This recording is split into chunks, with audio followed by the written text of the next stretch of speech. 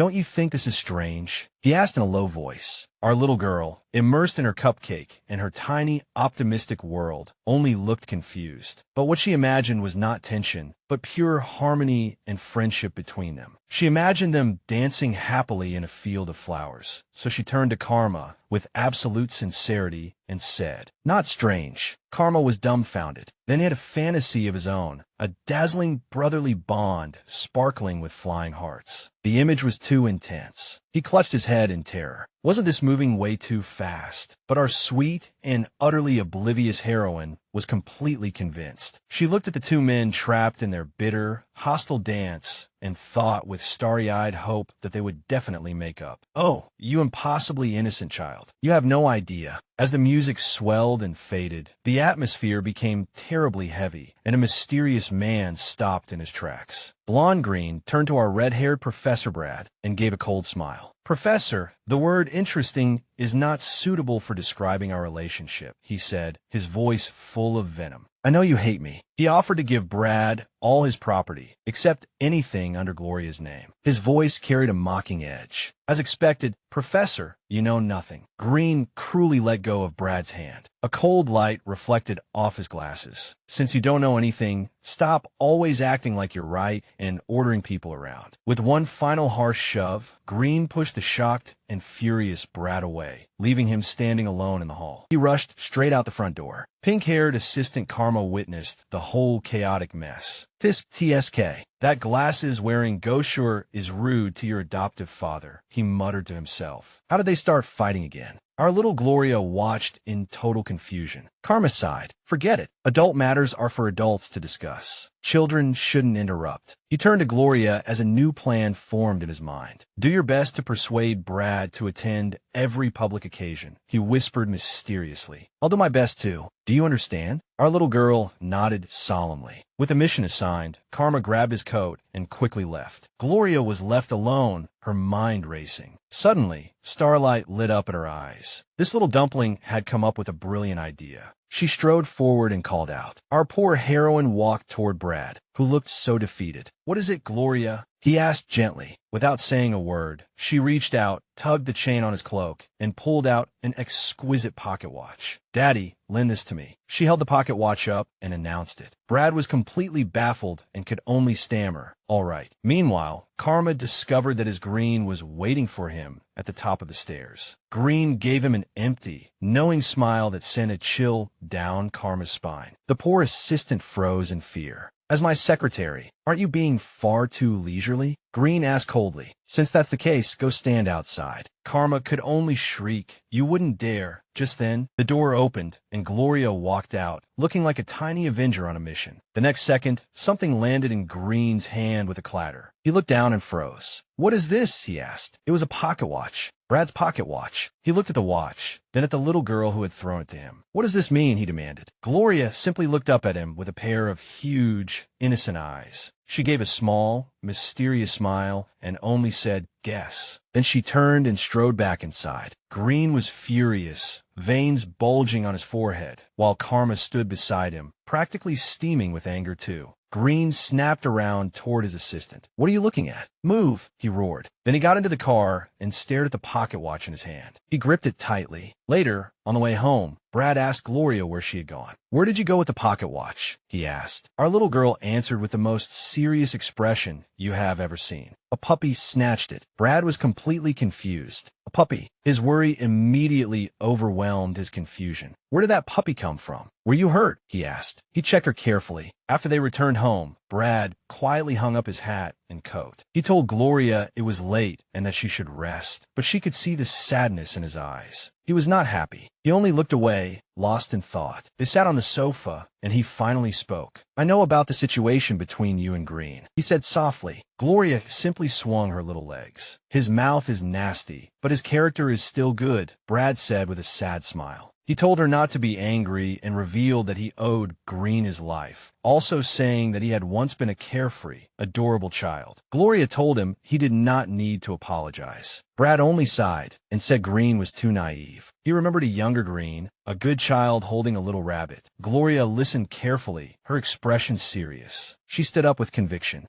Green must have something he wants to say to you, she insisted. You two need to have a proper talk. Brad tried to brush it off by saying it was an adult matter, but Gloria puffed out her cheeks in cute annoyance. She turned and walked away, her tone firm. You shouldn't keep treating him like a child. Brad was left alone, her powerful words echoing in his mind. Sometime later, Brad discovered that Gloria was preparing to attend another banquet. He apologized for dragging her to so many events, but she simply smiled and said she wanted to go. She looked out the window with a thoughtful expression. That night, as she sat on her bed, a system alert flashed before her eyes. Sudden attack. This was it. She thought, this is my chance to complete the mission. I have to tell Karma. The next day, she and Brad prepared to set out for the banquet. Elsewhere, Green sat in his office, staring at the professor's pocket watch. He touched it lightly just as Karma walked in. Mr. Green, Karma began, this business gathering is extremely important. Are you really going to turn it down? Green scoffed, calling them utterly unprincipled. I don't need it. Karma played his trump card. I heard your professor will also be there tonight, he said with a sly look. Green only sneered. My assistant is truly well informed. Karma broke out in a cold sweat and insisted that it was only his job. Whether the professor goes or not has nothing to do with me, Green said coldly. Karma completely exploded inside. Hey, it obviously has everything to do with you. And you're still holding his pocket watch like it's a treasure. In his mind, he gave his boss a nickname, Awkward Glasses Wearing Ghost. He cleared his throat and tried one last time. Sir, if you don't say anything, the other person won't know. He pleaded with him to simply have an honest conversation. Prepare the car, Green ordered before Karma walked out. Karma watched him leave, a victorious fake smile appearing at the corner of his mouth. But then Green added, also, 10 days of your salary will be deducted, and don't meddle in my private affairs. The news hit Karma like a truck, and he immediately burst into comically flowing tears. At the banquet, Gloria and Brad had already arrived, and she spotted Green and Karma on the other side of the room at a glance. Brad was immediately cornered in conversation by an aggressive businessman, while Karma took Green's coat. Gloria seized the opportunity and grabbed Karma's arm. At that exact moment,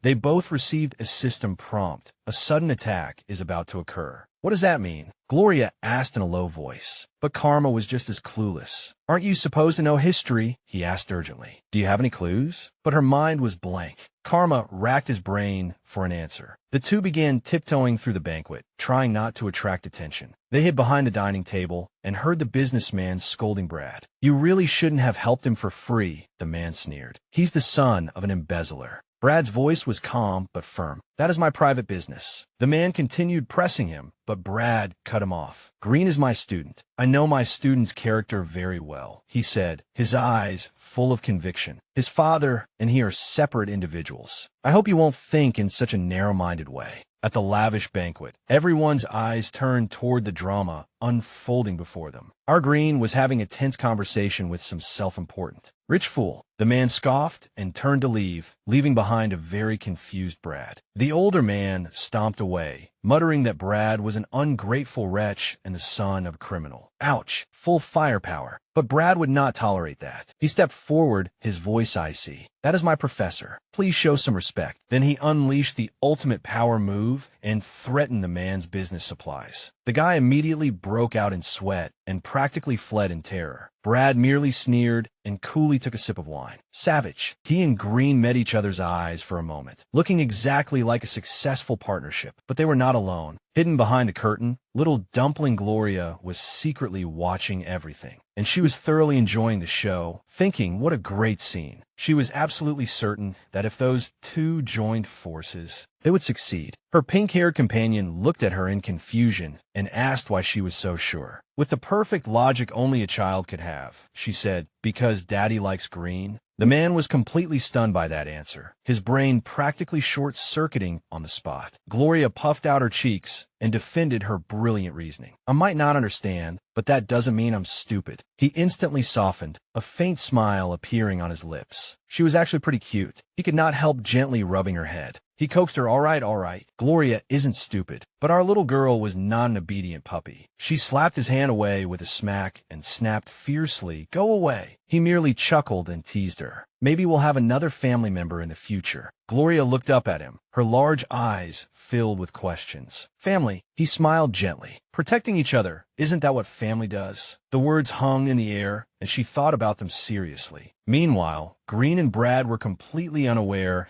and were clinking glasses in a toast. It was practically the perfect reconciliation moment. But the peace was shattered when Gloria's bracelet suddenly began flashing with a bright blue light. She and her companion froze at the same time, staring at it in terror. His joking expression disappeared, replaced by an extremely serious one. Tears welled in Gloria's eyes as she realized what it meant. She grabbed his coat, her voice trembling. Go, now. They rushed out from behind the curtain, and Green immediately noticed her distress. Gloria, what's wrong? Did someone bully you? He asked, his overprotective father mode fully activated. His suspicious gaze landed directly on the pink-haired man, who looked utterly baffled. Hey, why are you looking at me? Gloria ignored this little commotion and hurriedly tugged at her father's arm. Go, now. But it was already too late. The main doors were kicked open, and masked men carrying guns rushed into the room. The guests screamed in terror and scrambled for cover as chaos erupted. Panic spread through the crowd like wildfire. The pink-haired man sighed in resignation. They're already here. It's too late. Green did not hesitate for even a second. He pulled Gloria into his arms, shielding her with his body as they crouched on the floor. The terrorists shouted orders. Everyone down. Anyone who dares resist. One of the businessmen immediately began sobbing, trying to sell out the others. Needless to say, it was the fat man from earlier. Now he was drenched in sweat, pointing everywhere, thinking only of saving his own life. He offered to give them all his money, only to receive a punch to the jaw. Bang! The terrorist leader scoffed in disgust. Ah, rich people are nothing but a bunch of cowards. Another guest stubbornly cursed them as blood-sucking demons. Amid the chaos, Green lowered his head and asked Gloria in a whisper, "How did you know this would happen?" Her eyes widened, full of fear, because she realized this was not a simple robbery. Brad confirmed her concern. It's not that simple. Just now, I heard the sound of a bomb timer. Everyone's blood ran cold. A bomb? As if in response, a nearby room exploded in flames. Boom! The shock waves sent people flying. Green held Gloria even tighter, shielding her from the explosion. He asked fearfully if she was all right, while also wondering why she seemed so familiar with this kind of danger. She simply looked up at him. Our brave little dumpling said, "Daddy, don't worry. I'm Phoenix." A terrorist shoved them forward, roaring at them to hurry up. Brad could only watch with worry all over his face. Under the threat of guns, they were herded like livestock. They were forced into another room. "Stay put," one of the thugs ordered. A woman trembled all over, while another person warned them, "If you don't want to be blown up, be careful." Then the terrorists turned and left, slamming. The door shut behind them and locking it. They were trapped. Everyone huddled on the floor in despair. Gloria looked up at her father, her mind racing. Her companion noticed that the terrorists had already left. Gloria stood up decisively. "We can't escape." She spoke the truth, shocking everyone. All the exits on the second floor had been planted with bombs. She pointed out the locations. Here and here. The pink-haired man panicked. Then how are we supposed to escape? Gloria fell silent, tried hard to think. Brad tried to reason that perhaps they were safe, but Green's expression was grave. The other guests also realized the horrifying truth. This is a suicide attack. We're dead. The words hit the pink-haired man like a truck. How could it be a suicide attack? Gloria asked him in a low voice. Aren't you a history expert? Don't you have any clues at all? Suddenly, inspiration struck him. I remember now, he told her. There was a similar terrorist attack in history. She asked what happened afterward, and he explained that the hostages managed to save themselves, and then the police and the army arrived to finish things off. But Gloria's face was as cold as stone. This situation was obviously different. He scratched his head irritably. If they could not handle it, Gloria knew what was at stake. If these businessmen died, history would be rewritten.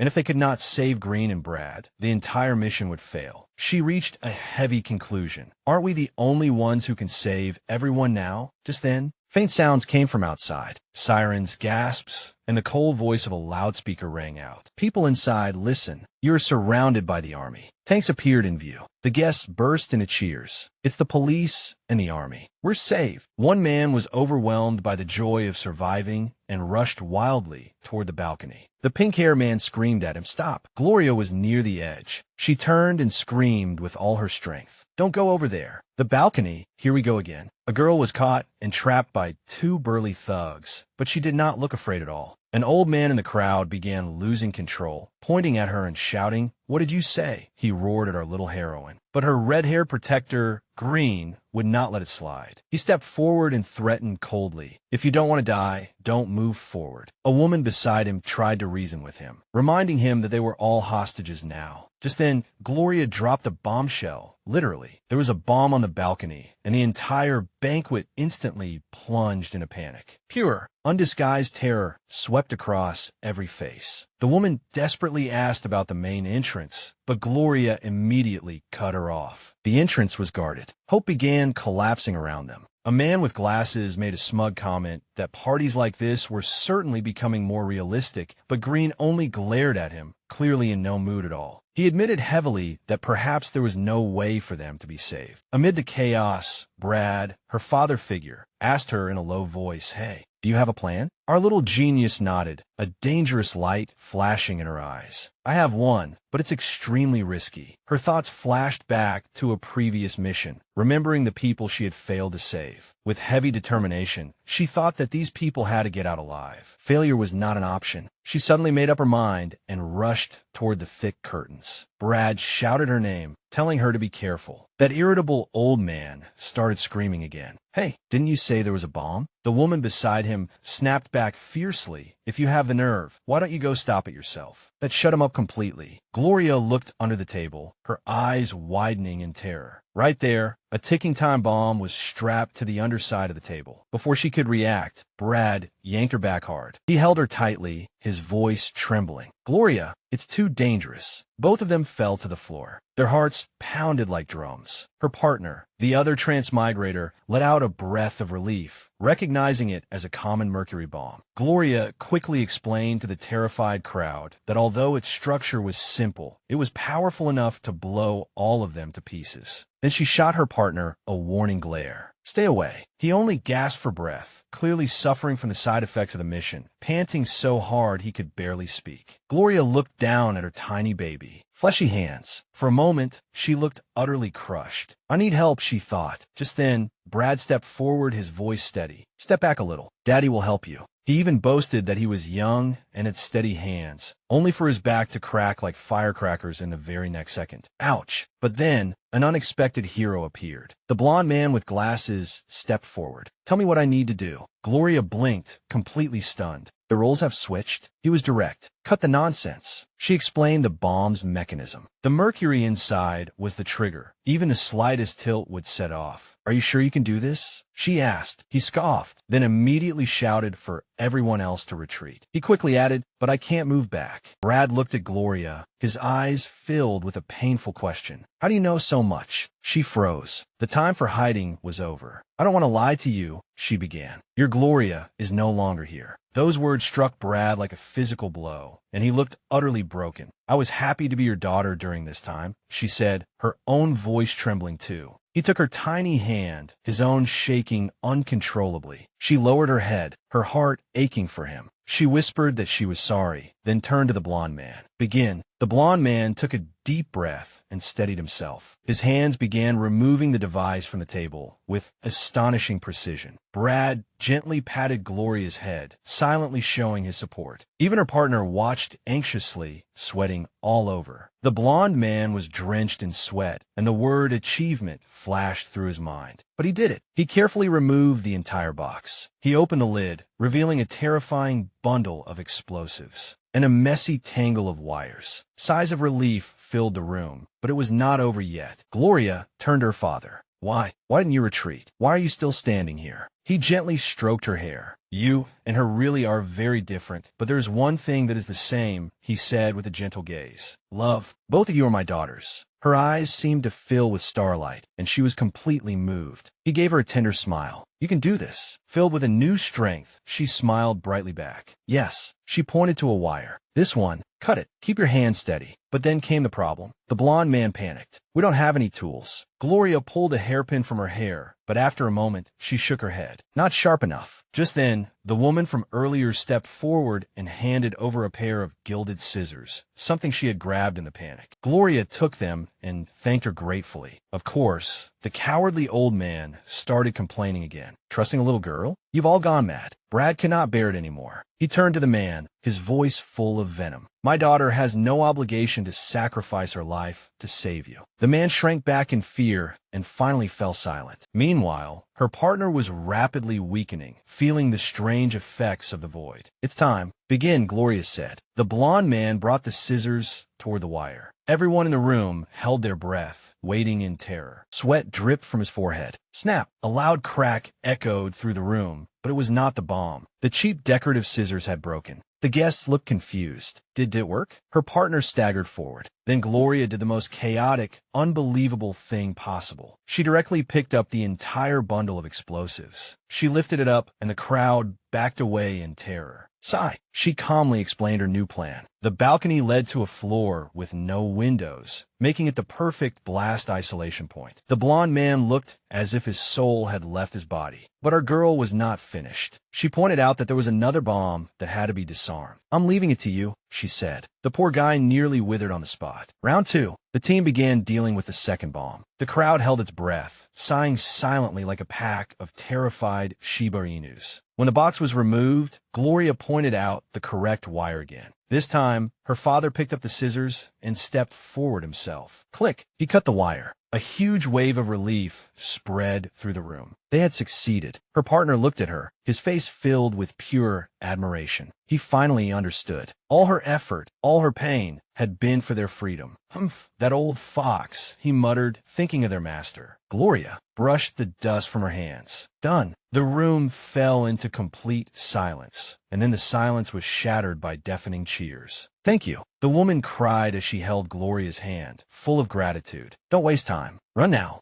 A man urged. Our quick-thinking heroine had already begun directing the escape, pointing out a blind spot and telling them to climb down from there. They tied the curtains into a rope, and the blonde man threw this makeshift escape route. Out the window, one by one, the banquet guests began a daring escape down the outside wall of the building. On the ground, the soldiers looked up and saw a shocking sight. A rope made of fabric hanging from a high window. A young officer immediately started barking orders, telling his men to go help the escaping hostages. He also sent another person to report this chaotic new development to the commander. The soldiers on the ground moved quickly, catching a woman who slid down the last few feet of the rope. They quickly brought the trembling guest to safety. Upstairs, another woman turned from the window to our tiny heroine. You're still a child. You go first, she insisted. But our girl stood firm. No need, she said with chilling calm. There are still other bombs that haven't been disarmed. I have to stay here. The woman was moved to tears by the courage of this little dumpling. She gave her one last grateful look, then climbed out the window and began her own escape. Outside, the situation was extremely tense. The commander received a grave update. The terrorists had killed the negotiator they sent in. Despicable, he roared, slamming his fist down. His subordinate tried to urge caution, reminding him that important businessmen were still trapped inside, but the commander no longer wanted to play along with them. Do as I say, he bellowed.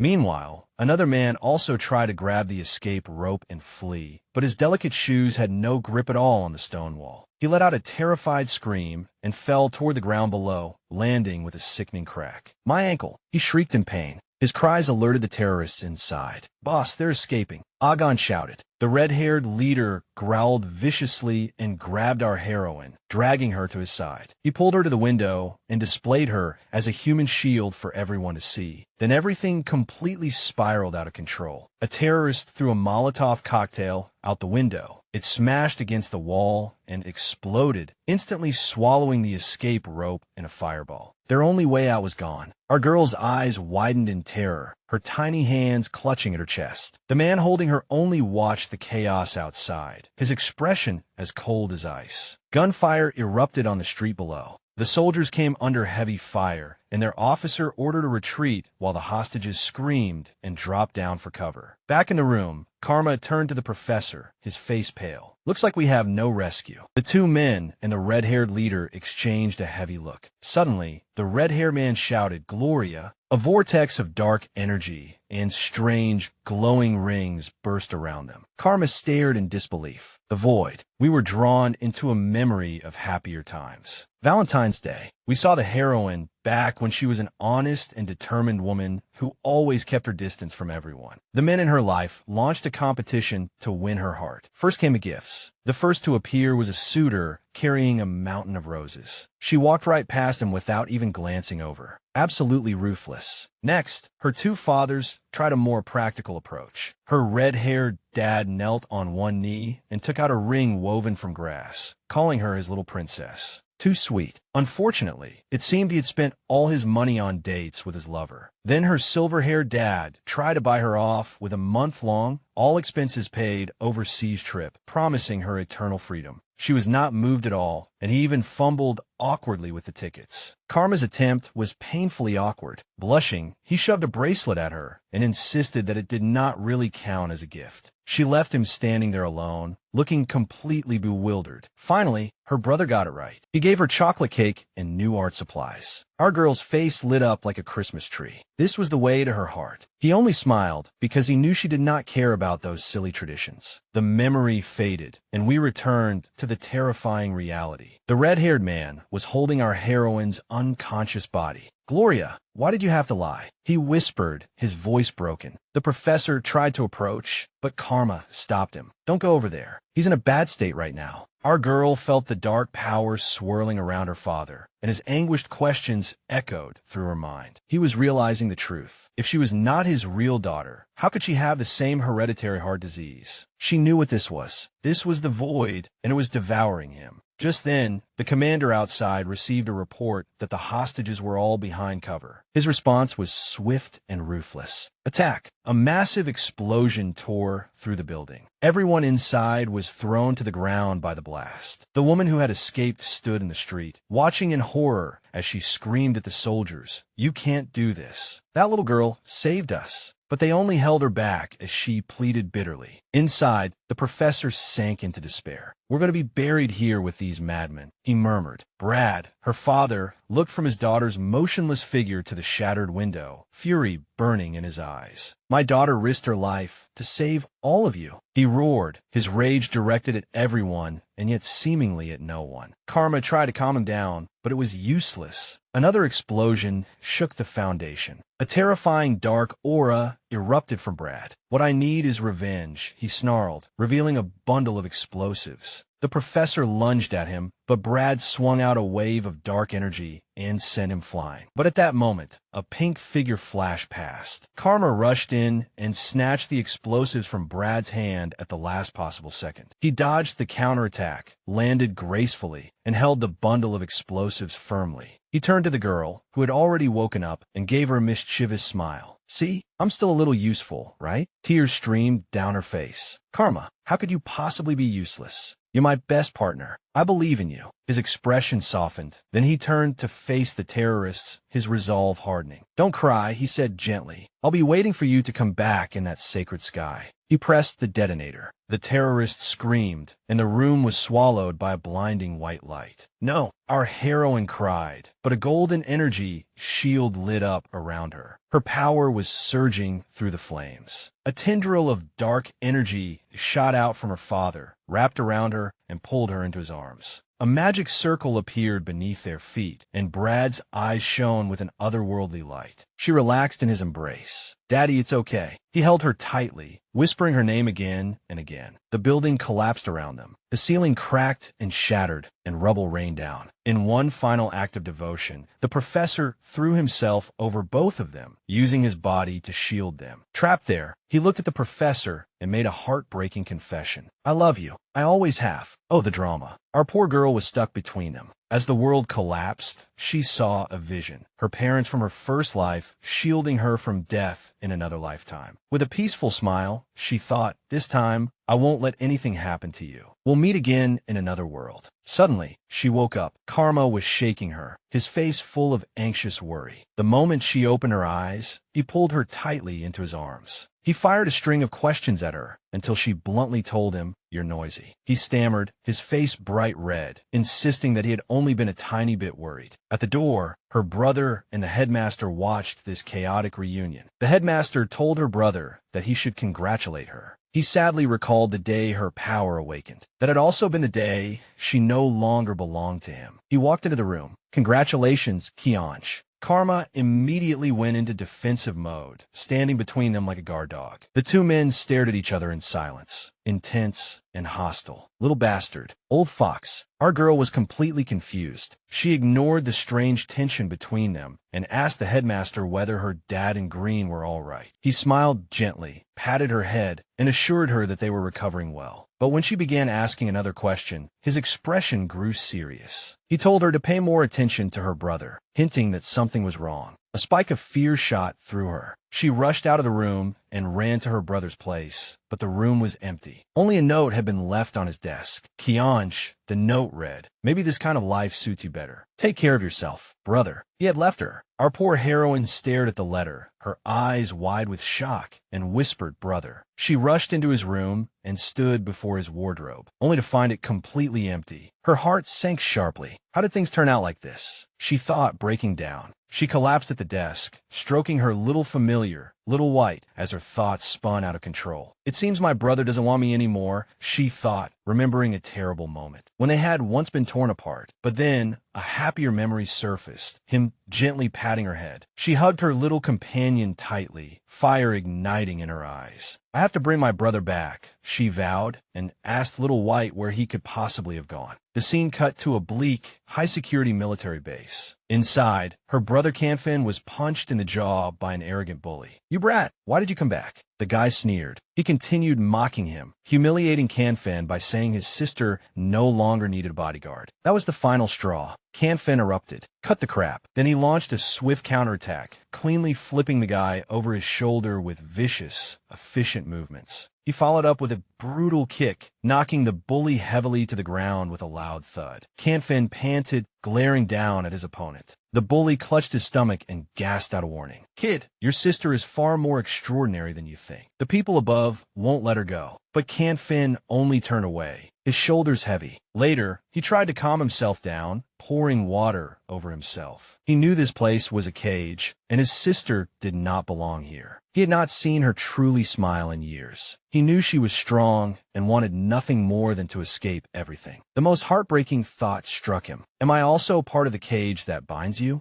Back in her room, our girl had fallen asleep from exhaustion and worry. She suddenly woke with a start, calling her brother's name. Then it suddenly came to her. She knew exactly where he was. There was only one place he could have gone. Back outside, fiery-haired Karma was waiting there, looking extremely impatient as he tapped his foot and muttered under his breath. Suddenly, the door was shoved open and Gloria rushed out, but he grabbed her arm and stopped her. "Wait," he shouted. She tried to shake him off, saying she had something urgent to ask the headmaster. But Karma saw through her at once. "You're going to find Canfin, aren't you?" he asked. Her simple yes immediately sent him into a panic. "Are you insane?" he shouted, clutching his hair. "Do you know what it costs to get out of there?" He begged her to trust that the headmaster would handle it. He was afraid that if she went back, she would never return. She looked away, her voice soft but firm. "I'm sorry, and thank you, Karma, but he is my brother." She explained that the headmaster might be able to get him released, but only she could truly bring him back. With that, she turned and left, leaving him reaching after her in shock. His hand dropped weakly to his side. He watched her go, a sad and wistful smile on his face. "Sometimes," he said with a sigh, "I really envy them." Our girl arrived at the heavily guarded base. She stepped out of the car with unshakable determination. "Brother, I will definitely bring you back," she promised herself. She merely showed Chief Yun's identification badge and easily bypassed the guards. She strode through the cold, spotless corridors. Her firm footsteps echoed. As she passed, the staff whispered among themselves, shocked that their former superior had returned. She ignored everyone, her eyes fixed only on her goal. Meanwhile, Canfin was firing at the shooting range, each bullet striking the bullseye. He heard the door slide open and turned around, freezing the moment he saw her. "Damn it, how did you?" Before he could finish, she interrupted him. "Brother, come back with me." His expression instantly turned cold. "It's useless." He turned his back on her. "Go back by yourself." She pleaded with him, asking why he refused to leave. He told her she did not need to understand and told her to go. Then he fired a warning shot past her head. "Don't let your resolve waver," he said coldly. But in her heart, she was only thinking, brother, you really are a fool. We enter Canfin's memories. He lay in bed, thinking back on the past. He remembered that his parents were important figures of the research institute, always hoping he would follow in their footsteps. But he was just an ordinary child. His younger sister was the genius. He watched his parents dote on her and felt as if he had been forgotten off to the side. He selfishly enjoyed his freedom while she carried all of their expectations, never realizing how much pain she must have endured. Later, a tragedy took their parents away, leaving only his sister behind. Seeing her so broken and filled with guilt, he gave up his own dreams and swore to protect her forever. He thought she was the fragile one. But later, she was taken from his side, and he did everything he could to enter this cage just so he could be by her side again. He thought that would be enough, but now he saw her desperately chasing freedom. And what he feared most was that in that freedom, there would be no place for him. Back at school, the headmaster was revealing a shocking truth. It was 2 souls, he told the utterly stunned boys. He explained that opening the gate of eternal time required 2 souls. The boys were deeply worried, but the headmaster revealed that Gloria had been fine all along and had even awakened a new and powerful benevolent side. Karma clenched his fists, completely confused. Canfin's nightmare continued. He had become a little boy again, crying as he watched his parents leave and begging them not to go. He jolted awake with a sharp gasp. He found Gloria sitting by the bed, holding his hand. He sat up in panic. "Didn't I tell you to leave? Brother, what are you afraid of?" she asked gently. He turned his head away and said she should abandon him. She asked if he was angry, but he comically bristled and shouted, "I'm not." He was completely flustered. "Brother, don't be afraid," she said. Her eyes shone with light. "You are my only family. I don't want to stand behind you. I want to stand beside you." His world seemed to tremble, and he froze. The truth struck him hard. She knew. She had always known that he had been using her guilt as a shackle, pretending to be a fragile ghost. But he had never truly understood her. "If the price of freedom is losing my brother," she declared, "then I don't want it." At that moment, he finally understood that the one who had been protected all along was actually him. He pulled her tightly into his arms. "Brother, can we go back together?" she asked, hugging him back. A genuine smile finally blossomed on his face. "Yes," he said. "Let's go back." In the headmaster's office, the headmaster himself smiled faintly. "It's about time," he said to the boys waiting below. "Time to pick them up." At the base, the situation was growing tense. An impatient ally swung a lightsaber to block the guards, trying to clear a path for the siblings, and growled, "Move aside." The guards refused to back down. Suddenly, a huge wing-shaped spacecraft descended from the sky. Reinforcements had arrived. Gloria looked out the window, and a tear of relief slid from the corner of her eye. Karma had already been stopped by the guards, but he was still shouting at the top of his lungs, "Poker face girl, are you all right?" The headmaster walked out with effortless style. "Stand down," he ordered. "Let them go. They have more important things to do." He faced the leading officer with an icy gaze, then delivered one final, chilling line. "Tell your superiors that they cannot afford any delay. All right, everyone, fasten your seatbelts. Another chapter of chaos is coming." A panicked guard reported to the silver-haired man, but he merely sneered. The result was obvious. He was losing confidence. Elsewhere, our girl Gloria and her brother were being escorted through a secure area. A voice rang out amid the magnificent scenery, welcoming them back. The group walked toward the figures waiting for them. Our heroine raised her head, a little uneasy, and gave a small mm.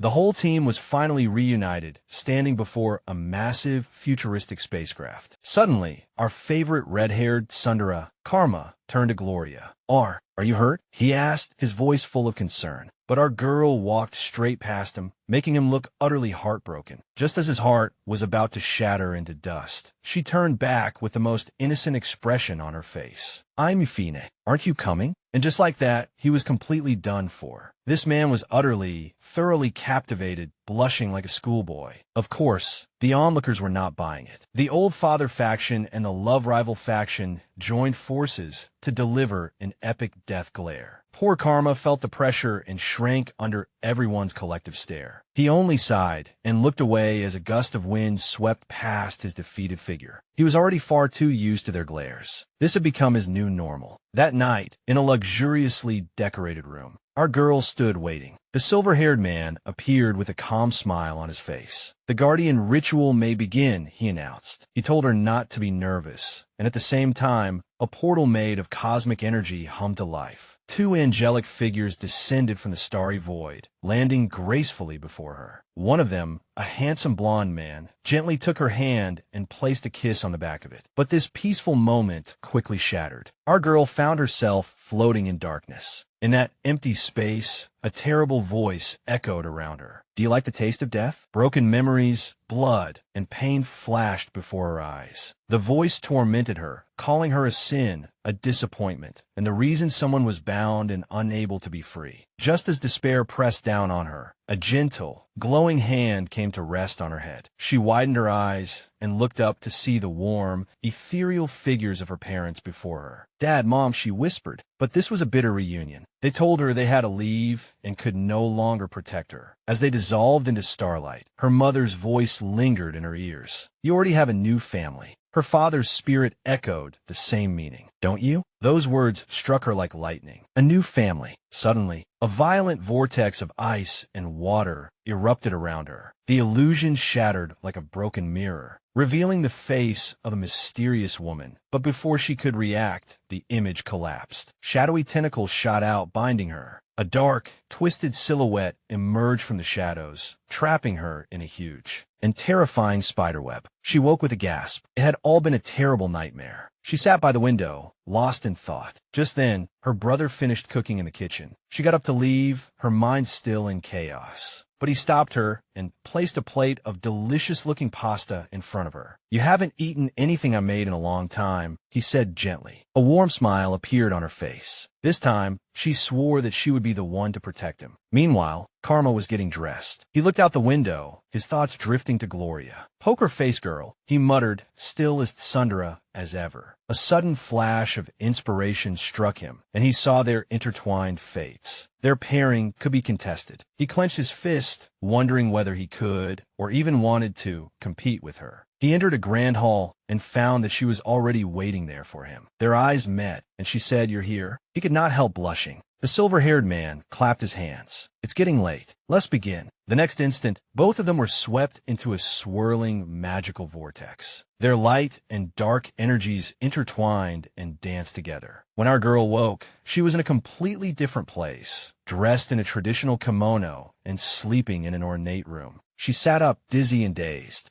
She was utterly confused. The eldest princess of the Oda shogunate, she thought as she fiddled with her new clothes. What on earth is going on? She heard movement and turned to look. A small black cat was sitting there, but the moment it saw her, it immediately ran away. She reached out to catch it, but it vanished in the blink of an eye. A maid entered while the cat peeked out from behind the door, watching warily. Our heroine's expression was incredibly serious. The maid found the cat's behavior strange and mentioned that Big Black usually loved the princess the most. As Gloria ate, a terrifying thought suddenly surfaced. You're not Karma, are you? At that very moment, an angry yowl erupted outside, confirming her worst suspicion. A flashback revealed Karma's tragic fate. He had been downgraded from a powerful guardian to a litterbox servant, a pet. The poor cat was furious, brooding irritably on the roof. He thought about his miserable situation, lamenting that no one but him would put up with this. He gazed into the distance, pondering whether her power was truly absolute. Back in the present, 3 days had passed, and our girl was about to lose her patience. The maid opened the door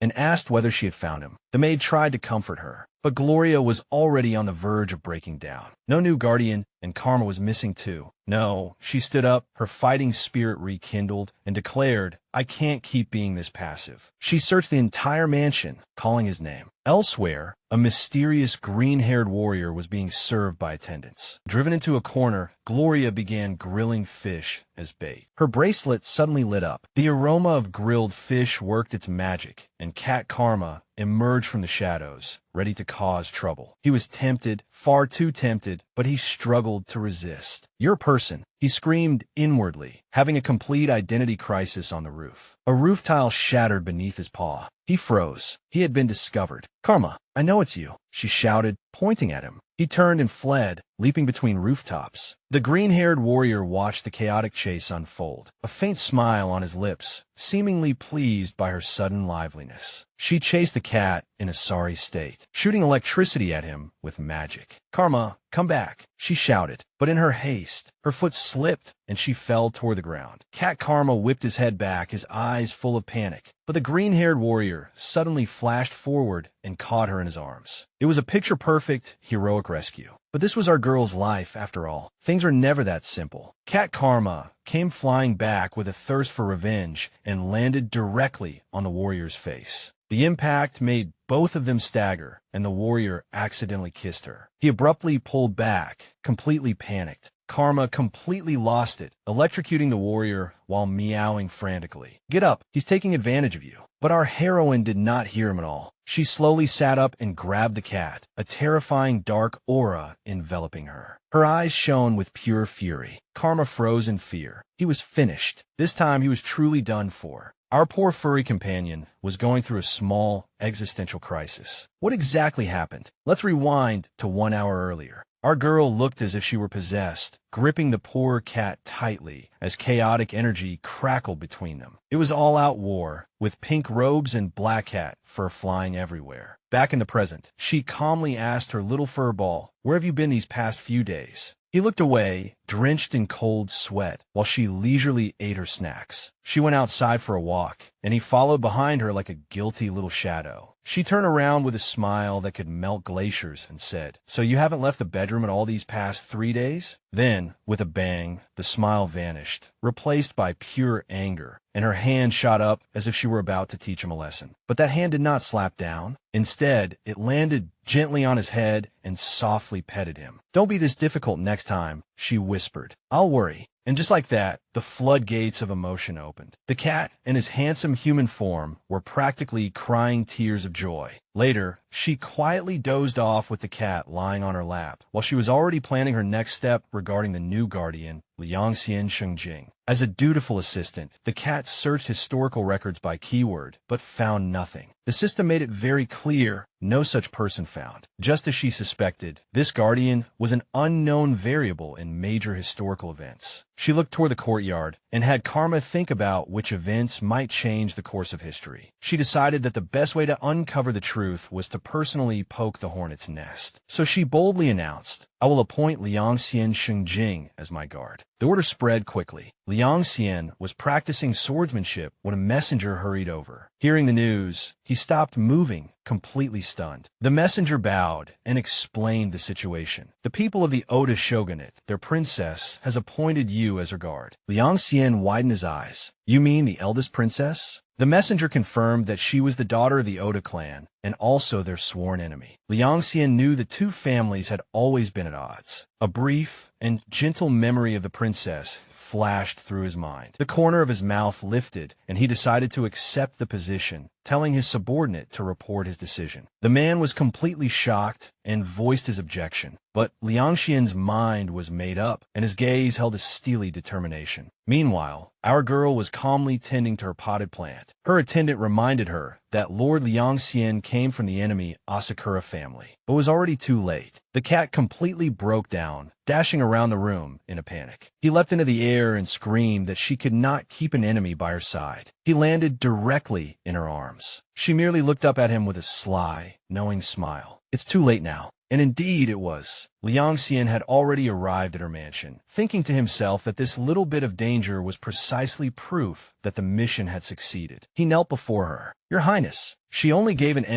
and walked past him, leaving him kneeling there. He called out to her and asked if she had anything to say to him. She turned around and tried to recruit him, proposing that he stay by her side and serve her. But he politely refused, saying his loyalty to the family that raised him remained unchanged. She looked at his unwavering resolve, and a trace of disappointment flashed in her eyes. I can't help wondering, what exactly does she know? Later, inside the room, the cat began interrogating her. What else do you know? He pressed, but she played dumb. She told him that her proposal just now had only been a polite formality. Then she leaned in close to him. Did your brain capacity shrink after you turned into a cat? Too harsh. The poor cat was comically defeated, but she soon snapped him back to attention and ordered him to keep a close eye on their new guard. With a renewed sense of mission, he swiftly slipped away. He followed Liang Xian from the rooftop, watching the man enter a room. He poked his head inside, only to see Liang Xian take out a pair of straw sandals. What? Liang Xian left again, and the cat immediately followed. He landed on the ground and rushed into the room, but it was empty. He was gone. The cat completely panicked. He had no idea that Liang Xian was outside, disguised in a bamboo hat, and had long since noticed the little stalker. Her Highness seems to have quite an extraordinary pet. While he was brooding elsewhere, a sinister plot was taking shape. A certain lord learned that Liang Xian Xingjing had already made his move and ordered his men to act. His subordinates worried they would alert the enemy. But that lord was completely confident, ordering his men to win the princess's trust.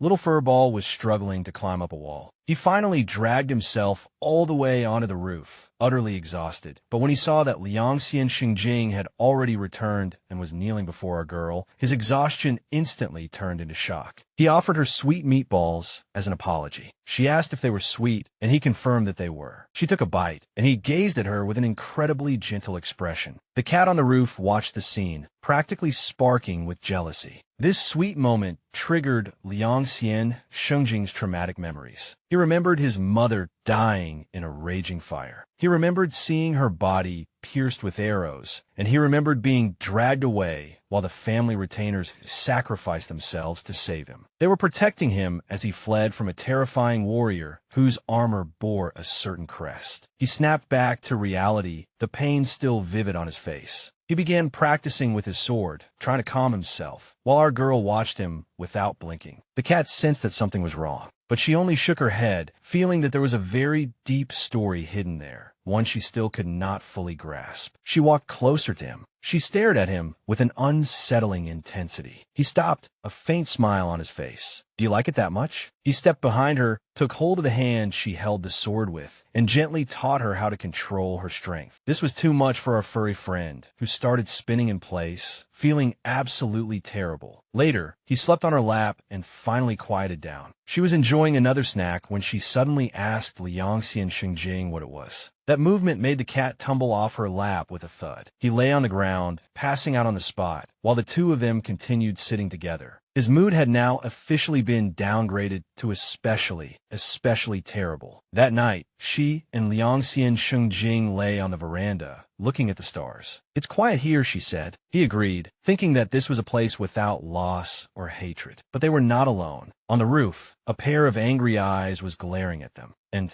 that was the final straw. The cat's bad mood practically exploded, shooting straight through the sky. His claws came out, and he even stole her clothes, turning into a tiny, furious version of her. She jolted awake to find this demonic fur ball sitting on her chest, looking ready to kill. She picked him up, utterly helpless. If you have time to cause trouble, why don't you finish the task I gave you? Defeated, he sat alone, thinking about this impossible mission. He collapsed, beaten. Suddenly, a strange unease surged through him, as if something precious had been taken away. He gasped, struck by a shocking realization. His human form appeared, his face burning red, and the thought struck him like lightning. I've fallen for her. And just as our boy had his revelation of love, a dark shadow swept across the roof, signaling that the real danger was only just beginning. Elsewhere, in a quiet room, a little black cat was absolutely furious. He was practically smoking, literally smoking with frustration, trying hard to convince himself it was impossible. How could I possibly like a venomous woman with such a sharp tongue and such a deadpan face? He thought, shaking his head wildly. Just then, that venomous woman herself approached him. Our heroine gently stroked the little fur ball, marveling at how soft he was. She could not help feeling that something was strange, and the strange thing was not the cat. No, she was thinking about Liang Xian Xingjing, her mysterious guard. Meanwhile, the cat was basking in her attention, almost forgetting his most important mission. Suddenly, her hand stopped. Elsewhere, Liang Xian Xingjing stared at a photograph of a modern family, a flicker of familiarity passing through his eyes. He recalled once finding a woman collapsed in the forest, injured, perhaps even dead. At the same time, our princess wondered how painful it must be for someone to be robbed of the most important thing in their life. Night fell, and danger lurked on the roof, a group of shadowy assassins preparing to strike. But they were not the only ones with sharp senses. Karma suddenly sat upright and hissed a warning. Our girl looked up, startled by the sudden commotion. Then the entire ceiling came crashing down. Ninjas descended from above, forcing our poor heroine into a corner. Outside, Liangxian Shengjing sensed the disturbance and immediately gripped the hilt of his sword. His face was like a mask of cold fury. Inside the room, a shuriken cut through the air. It flew straight toward our girl, and all she could do was clutch her cat in terror. The star-shaped hidden weapon sank hard into her back, and she cried out in pain. She held the frightened little Karma tightly. An assassin raised his sword, ready to deliver the final blow. Her eyes widened in terror as she watched the blade fall. But in the next instant, a green flash swept past, and Liangxian Shengjing appeared there, deflecting the attack. "Protect Her Highness," he roared, taking on the shadows alone. The princess stared in complete shock at the person who had saved her. The commotion alarmed the guards inside the castle, and they rushed over to rescue her. Knowing they had been exposed, the assassins immediately fled in a panic across the rooftops. Liangxian Shengjing crossed blades with the last ninja, who gritted his teeth and growled. "Lord Liangxian Shengjing, are you going to defy that lord's orders?" The two fell into a fierce battle. "Seize him," the princess ordered, clutching her injured shoulder. He hesitated for the briefest instant. Bang! A smoke bomb exploded, and a ninja vanished, leaving only his sword behind. Later, medical supplies were laid out. A maid treated the princess's wound, while Liangxian Shengjing watched silently from the doorway. She dismissed the attendants. Liangxian Shengjing immediately knelt. "Your Highness, I failed in my duty," he said with his head lowered in shame. But she told him to rise. "You saved me," she insisted, "and I have a question for you." She looked straight at him,